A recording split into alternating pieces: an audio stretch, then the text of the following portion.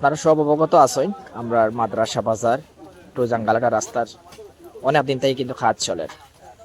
আর এখানে একটা কালবাটর জায়গাও যে আপনারা দেখতে পারা, এটা হইল কি আমরা সূর্যোদয় কিন্ডার গার্ডেনের পাশে।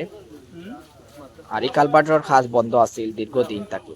কিন্তু আজকে আমরা এলাকার গণ্যমান্য ব্যক্তিবর্গ, সালিশি ব্যক্তিবর্গ সবার সহযোগিতায়, আর বিশেষ করে গোলাপগঞ্জ উপজেলার আমরা ইঞ্জিনিয়ার, কন্ট্রাক্টর, ঠিকাদার সবার সমন্বয়ে, বিশেষ করে এলাকায় মুরব্বিয়ানদের সহযোগিতায় আজকে এটা সুন্দর একটা সমাধান হয়েছে।